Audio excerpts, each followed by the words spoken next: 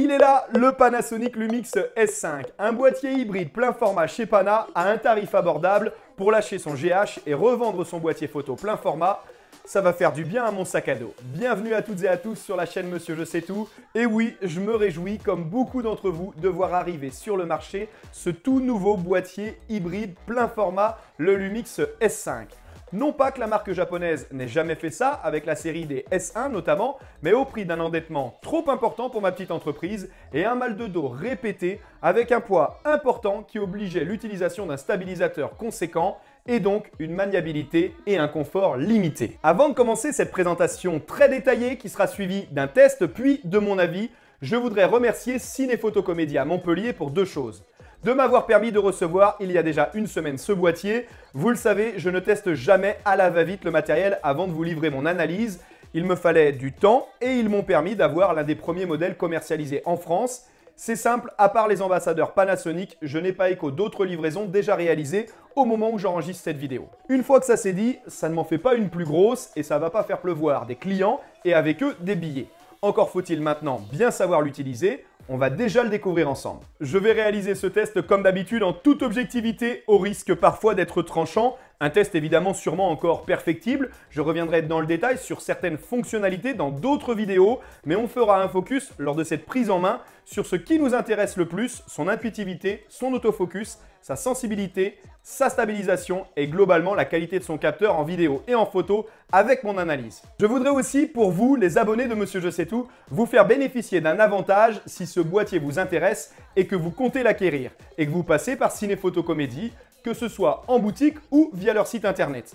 Vous bénéficierez d'un avantage, je mettrai le lien en dessous. Et non, de mon côté, je n'en tire aucun privilège, je préfère vous en faire bénéficier, et oui, ça existe encore sur YouTube, si ce n'est c'est vrai, d'avoir eu l'un des premiers exemplaires. La vidéo étant intemporelle, et comme je ne sais pas à quel moment vous allez la regarder, je ne vais pas citer l'avantage que vous aurez, d'autant qu'actuellement, il y a de super offres qui s'y ajoutent. Merci Ciné-Photo-Comédie et particulièrement à Yves. Avant de commencer, un rappel, j'en ai moi-même été victime, soyez très prudents pour vos achats en ligne, même sur les sites connus. Attention aux marketplaces et aux fausses livraisons. On en parle beaucoup actuellement sur les groupes et je vous mets en garde, il y a de très bonnes boutiques physiques en France qui vendent également en ligne avec notre bon vieux postier pour nous remettre le colis en main propre et pas plus cher que sur ces sites. Privilégiez-les pour que dure notre passion et pour vous dépanner lorsque vous en avez besoin. Des bonnes boutiques photos, il y en a partout. Dans le sud, oui, à Montpellier, mais aussi à Metz, à Nantes, à Lyon, à Bordeaux, à Lille, à Paris, bien sûr, là où je traînais mes guêtres il y a plus de 15 ans, entre les boutiques photos du boulevard Beaumarchais. Je sais qu'il en reste encore avec des mecs très cool et très compétents. Une introduction un peu longue, j'en suis navré, j'espère que vous m'en excuserez, mais ça me paraissait important de le rappeler. On passe donc aux choses sérieuses. On va faire connaissance avec celui qui pourrait bien truster la pole position des ventes en France dans son domaine, le Panasonic Lumix S5.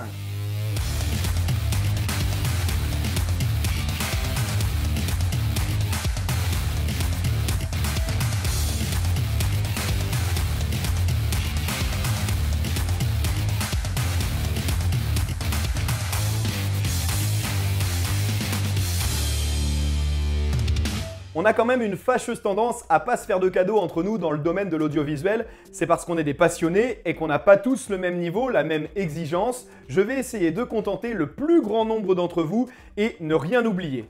On démarre avec le design, la présentation de ce boîtier. Il mesure 9,7 cm de hauteur, 8,2 de largeur et 13,3 cm de longueur.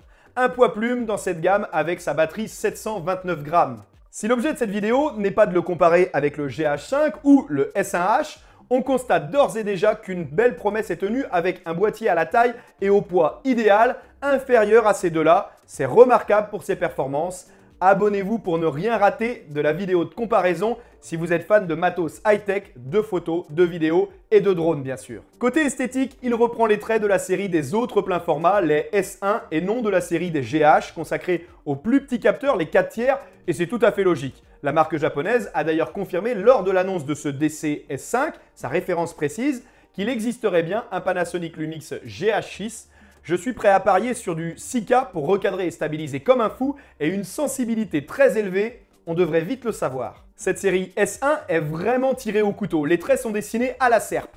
Malgré sa taille réduite, ce choix lui donne un côté très robuste, la prise en main et les matières utilisées sont très agréables, Seul bémol pour moi sur ce point, les deux molettes de réglage avec une finition qui paraît un peu cheap. On dirait que ça vient d'un fabricant de jouets, visuellement, c'est pas très qualitatif. On fait le tour maintenant, pas de gros changements majeurs comparés aux habitudes de Panasonic. Sur le dessus, à gauche, on retrouve la molette du mode d'entraînement normal, mode rafale 1 et 2, que vous paramétrez dans le menu avec les photos jusqu'en 6K à 7 images par seconde en haute vitesse. L'intervallomètre et le retardateur. Et à droite, la molette de sélection des prises de vue avec l'accès direct au mode slow motion et accéléré, notez le sigle Q et S, et aux différents modes configurables à souhait pour vos petits réglages perso. On en a désormais pris l'habitude, S1, S2 et S3. Le bouton de déclenchement et les molettes de réglage avant et arrière. L'accès aux 3 réglages essentiels pour une exposition parfaite. La balance des blancs avec, bien sûr, je vous le dis tout de suite, des modes prédéfinis, c'est une évidence. La sensibilité, les ISO avec le fameux mode Dual ISO tiré du capteur du S1H qui est censé réduire le bruit en vidéo et le bouton du réglage de compensation ou correction de l'exposition en mode exposition manuelle, le réglage du shutter speed. Le discret bouton de déclenchement au centre de la molette supérieure et le petit bouton anodisé rouge apparu sur le GH5S.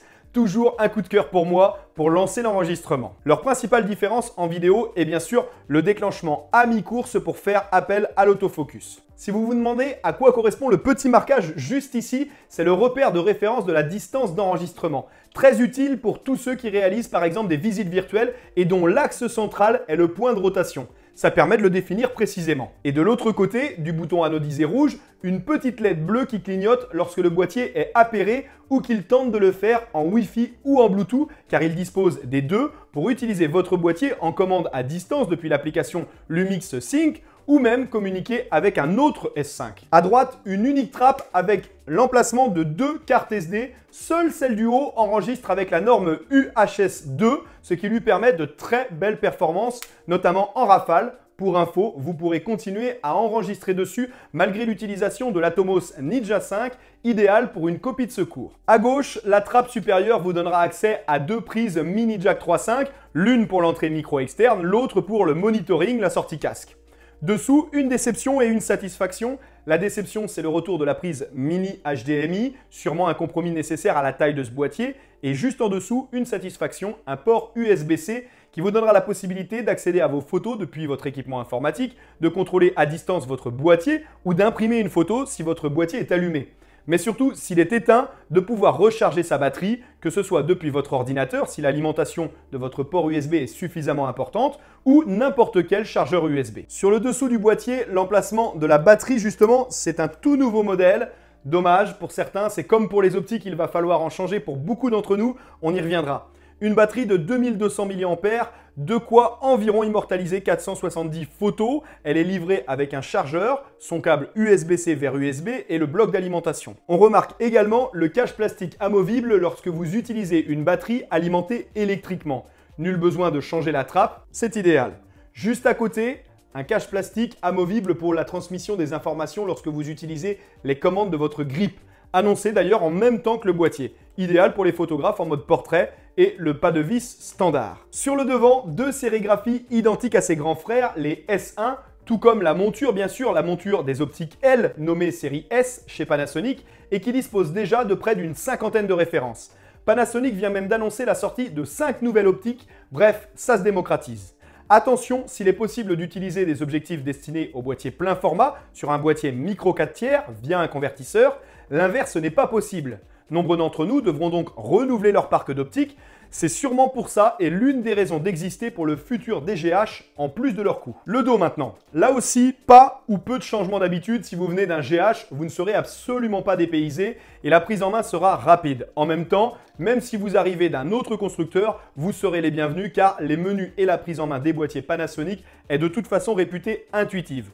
Sous réserve que vous ayez déjà bien sûr une base minimum en photo et en vidéo, car il s'agit bien là d'un boîtier professionnel, mais vous vous y ferez rapidement. Il ne s'agit pas de l'Euion du S1H, celui-ci n'est pas démontable même s'il dispose d'une molette de réglage pour la netteté du viseur désormais classique sur les DSLR. La touche lecture pour revoir vos prises de vue, la touche LVF pour switcher du viseur à l'écran si vous ne l'avez pas configuré en automatique dès que votre visage se rapproche du détecteur, le mode de mise au point, et on va en reparler de l'autofocus dans les tests de performance, je sais que vous l'attendez, Vous sélectionnez donc mise au point verrouillée et en mouvement ou manuel, la touche d'activation de l'autofocus. Le joystick FN, il est entièrement personnalisable et très agréable à utiliser. Vous définissez l'action qu'il induit en haut, en bas, à droite, à gauche, en appuyant.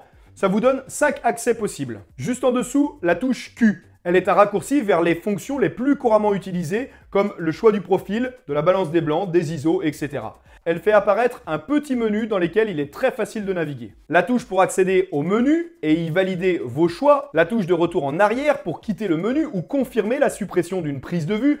Également personnalisable si vous voulez y définir une autre action. Et enfin la touche DISP, diminutif de display, pour afficher à l'écran toutes les informations des réglages du boîtier, idéal de nuit par exemple, ou pour checker avant de lancer le tournage. Pour finir, on retrouve l'écran du GH5 de 3 pouces sur rotule, entièrement pivotable donc, et toujours tactile, un tactile d'une très grande qualité comme la luminosité, et c'est ce qu'on aime. On ne rentrera pas dans chacune des spécificités et des réglages du menu, ils sont très nombreux, toujours présentés de la même manière, très bien classés, sincèrement, on cherche vraiment pas longtemps et c'est encore plus vrai lorsque l'on vient et qu'on a l'habitude des boîtiers de la marque. Sa construction est en magnésium et ses conditions d'utilisation dites tropicalisées, anti-poussière et anti-éclaboussure seront de -10 à +40 degrés Celsius, données dit anti-gel. Petite parenthèse, j'ai utilisé de façon intensive ce S5 pour les tests et durant une session d'1 heure en plein soleil à 30 degrés. J'ai trouvé à la fin qu'il était très chaud. Je ne dis pas que c'est un défaut ou une généralité, ni même que c'est insupportable au point de ne plus pouvoir le manipuler, mais je me permets cette remarque et vous partage cette première expérience. Voilà, ce tour du propriétaire est maintenant effectué. Place maintenant à ce qu'il nous cache, les caractéristiques techniques. Son capteur plein format, un CMOS, fait 24,2 millions de pixels. Il est capable de filmer en 4K UHD à 60 et 50 images par seconde, en 4.2.0 10 bits et en 30 images et 25 images par seconde jusqu'en 4.2.2 10 bits en interne. Avec l'utilisation d'un Atomos Ninja 5, ses performances passeront pour le 60 images par seconde en 4.2.2 10 bits et même dans un avenir proche après une future mise à jour promise par Panasonic en 5,9K à 30 images par seconde en RAW et C4K, mais aussi l'enregistrement en RAW du 4K à 60 et 50 images par seconde et l'anamorphique en 3,5K à 50 images par seconde. J'en connais qui vont être jaloux. Le slow motion n'est pas le point le plus fort ou n'est plus le point le plus fort avec 180 images par seconde en Full HD. On aurait pu s'attendre à mieux. La vidéo HDR est toujours présente avec le mode HLG. Elle offre une meilleure dynamique pour faire ressortir les contrastes et la saturation. Le tout est compressé en H264 et H265 avec un bitrate à 200 mégabits par seconde, enregistré au format MP4 et Move. Je ne vous énumère pas toutes les résolutions, les cadences selon les modes et le bitrate. Il y en a 57 possibles. Panasonic ne cesse jamais de faire évoluer ses boîtiers avec régulièrement des mises à jour firmware et c'est à la mode de continuer à donner après la sortie des produits, d'autant que la plupart du temps la technologie embarquée le permet largement comme nous l'ont déjà démontré les modèles précédents. Bien sûr, pour exploiter pleinement ces grosses performances en captation d'images pour le traitement de vos couleurs, le mode V-Log est intégré tout comme l'anamorphique en 4K. Nul besoin de repasser à la caisse. En revanche, si la taille du boîtier s'est vue diminuer par rapport au modèle qui l'entoure, pas la taille de ses fichiers et leur durée de traitement avec de telles performances. Mais lorsque l'on consulte ce genre de réglage, on sait de quoi on parle, ok, mais il était quand même bon de le repréciser. Le dernier MacBook Pro d'Apple de 16 pouces avec une config full m'a servi de chauffage d'appoint durant les premiers tests de montage et ça risque bien de continuer. Choisissez toujours les réglages adaptés à votre projet pour optimiser votre workflow. Côté photo, son capteur de 24,2 millions de pixels, je me répète, est aussi capable, en assemblant 8 photos, de produire de façon automatique une image de 96 millions de pixels, comme c'est déjà le cas du S1. Et pour rappel, avant que l'on voit ce que ça donne sur les images, la sensibilité est au rendez-vous avec une plage allant de 50 à 204 800 avec l'ISO étendu, en bénéficiant de la technologie Dual ISO. Le capteur est stabilisé sur 5 axes. Ils viendront s'ajouter à la stabilisation de 2 axes des objectifs de la série S. On en reparlera durant les tests. Les tests terrain maintenant. Je vais partager avec vous quelques-unes des images qui m'autorisent à vous donner mon avis, celles qui sont à l'origine de mon jugement, de mon appréciation avant mon analyse. Tous ces tests ont été réalisés avec l'objectif du pack. Même si je dispose déjà du 70-200 2.8 de chez Panasonic, je crois que tout le monde n'a pas la chance d'avoir un objectif à plus de 2000 € et à travers ça, je voulais souligner l'intelligence de Panasonic qui joint à son nouveau fer de lance un objectif 20-60, le minimum, mais c'est utile et surtout pour une différence de prix de 300 € comparé au boîtier nu. Il n'y a aucune raison de s'en passer, même pour du dépannage. À ce prix-là, je ne comprends même pas qu'ils aient fait des boîtiers nus. Même sur le Bon Coin, vous trouverez tout de suite un acheteur. Faut l'envoyer en Côte d'Ivoire à vos frais avant d'être réglé. Mais vraiment, si vous n'en voulez pas à ce prix, ça rendra toujours service à quelqu'un d'autre. On démarre avec l'autofocus parce que c'est un point que vous attendez tous et c'est également mon cas. Panasonic a marqué les esprits avec un autofocus vraiment défaillant à la sortie du GH5 qui lui a valu d'être marqué au fer rouge, pendant que Sony, son concurrent, et Canon excellaient dans ce domaine. Au début de ces tests, j'ai eu la fâcheuse tendance à oublier la partie photo sur de nombreux spots par manque d'habitude pour ce type de boîtier. Alors, honneur à la photo pour commencer. C'est sur une scène un peu délicate sur laquelle je me suis essayé avec l'autofocus, un entraînement de tennis, sur des cours extérieurs à l'heure des Golden Hours, en pleine tombée du jour, avec une lumière rasante, légèrement face au soleil. Après quelques ratés, même avec la présence parfois de 2 joueurs, il assure. Je n'ai rien à lui reprocher sur cette utilisation, si ce n'est de m'avoir transformé en feignant. C'est une scène que l'on fait habituellement en manuel dans ces conditions. Côté vidéo, je ne vais pas vous mentir, et vous allez le voir dans les images, les choses ne se sont pas transcendées. À plusieurs reprises, j'ai perdu le point bien au-delà du raisonnable. S'il est tout à fait capable de suivre un visage de dos, un animal également, comme cela a été présenté et annoncé, même après avoir réalisé quelques réglages, en utilisant au maximum ses possibilités, c'est utilisable. Mais il faut bien avoir testé la scène avant. Et par exemple, pour un tournage en run and gun avec un GRI, c'est pas sérieux. Il sera excellent sur des interviews, des scènes simples que son intelligence artificielle va comprendre. En revanche, sur des scènes complexes avec des sujets qui se croisent ou les déplacements sont trop rapides, il s'y perd. Franchement, il ne faut pas trop être sévère sur ce point et poursuivre le lynchage Panasonic. Si on compare bien les situations présentées par ses concurrents sur de nombreux points, ils se valent. Je voudrais vous dire ce que j'ai fait une fois que je me suis aperçu que ça ne conviendrait pas et que dans certaines situations, l'autofocus ne serait pas idéal. On a tellement attiré l'attention dessus qu'on prend ça pour une fonction indispensable alors qu'elle n'est qu'un soutien dans certains cas et que bien souvent, on arrive à faire le job sans. Pour les autres cas, j'ai fait comme d'habitude et comme je fais depuis près de 10 ans, je ne l'ai pas utilisé et j'ai tout fait manuellement. On n'est jamais mieux servi que par soi-même. La sensibilité, un point sur lequel cet adage ne fonctionnera pas parce que je ne me balade pas avec le soleil dans la poche. La technologie double ISO natif est censée limiter la génération de bruit en basse luminosité. La sensibilité s'étend sur une plage allant de 50 à 51 200 ISO et même 204 800 ISO étendus. Sans aller juste à cet extrême, on perdrait de toute façon toute qualité dans l'image, que ce soit en photo ou en vidéo. Je me suis essayé à la tombée du jour à une photo allant jusqu'à 8000 ISO, alors que j'ai poursuivi un autre soir le tournage sur le court de tennis dans des conditions de basse luminosité. Eh bien, je suis bluffé. Pourtant utilisateur du GH5S qui était considéré il y a encore peu comme très performant sur ce point, ça ne bruite pas du tout. Voilà une avancée qui clouera le bec à ceux qui disent que l'évolution matérielle n'est que consommation. Eh bien non, on constate avec ce S5 que ça nous rend bien des services et contribue à la beauté de nos réalisations. Pour rappel, c'est un point qu'il hérite de son grand frère, le S1H, et c'est une fonction pour le moins très utile et appréciée. Waouh! J'ai hâte qu'on poursuive ces tests encore plus loin. On poursuit cette découverte avec la stabilisation. Moi qui n'ai jamais eu la chance de l'utiliser chez Panasonic pour mes prestations clients, en dehors de mes brèves utilisations du S1H et quelques tests que ce soit sur le GH5 ou les S1, et je n'en avais écho que par les retours des utilisateurs dans les échanges, et je dois avouer que je m'attendais à quelque chose de beaucoup plus puissant. Ok, c'est déjà énorme à main levée et ça conviendra à beaucoup d'entre nous, mais il faudra tout de suite abandonner l'idée pour ma part de l'utilisation sans stabilisateur dès que l'on fait quelque chose d'un peu mouvementé comme du sport évidemment, mais aussi même de l'événementiel. Et pour ça, je suis très heureux de continuer d'utiliser pour l'heure mon Ronin SC. Comme je vous le disais tout à l'heure, il ne faut pas se priver de l'objectif du pack proposé par Panasonic avec son Lumix S5, le 20-60. À eux deux, ils ne pèsent que 1090 grammes et peuvent donc sereinement être utilisés avec le Ronin SC. Un bon compromis en attendant d'évoluer vers un objectif plus qualitatif, mais avec un poids qui en laissera la possibilité, ou switcher vers le nouveau Ronin dont la sortie est imminente. En conclusion, le Panasonic Lumix S5 est conforme à ce qu'on attendait de lui. À ce tarif, il serait impoli de demander plus.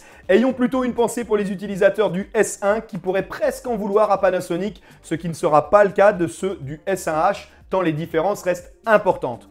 Je ne me mets pas à la place de tous les utilisateurs du GH4 et du GH5, dont beaucoup doivent être indécis car je l'ai été une fraction de seconde et j'ai fait mon choix. Quitte à devoir switcher tous mes objectifs, pour un tarif de 1999 €, le prix du GH5 à sa sortie, franchement, il est exceptionnel de polyvalence, tant par la qualité des photos qu'il produit, notamment grâce à ses possibilités techniques, et pas uniquement grâce à la taille de son capteur de 24-36, un plein format de 24,2 millions de pixels, mais également sa qualité vidéo, on en doutait moins, c'est vrai, mais c'est au-dessus de mes besoins quotidiens. Je dirais, c'est un vrai plaisir et des possibilités que j'ai hâte de mettre au service de mes clients. Merci Panasonic, je l'attendais vraiment, c'est une belle performance pour répondre aux critiques, mais aussi aux avancées technologiques de ses concurrents, notamment Sony qui continue de très bien faire les choses, mais franchement, changer pour changer, en se retrouvant perdu dans un nouveau menu et des nouveaux objectifs, sous prétexte que l'autofocus dont on se sert uniquement le 29 février est meilleur, franchement non.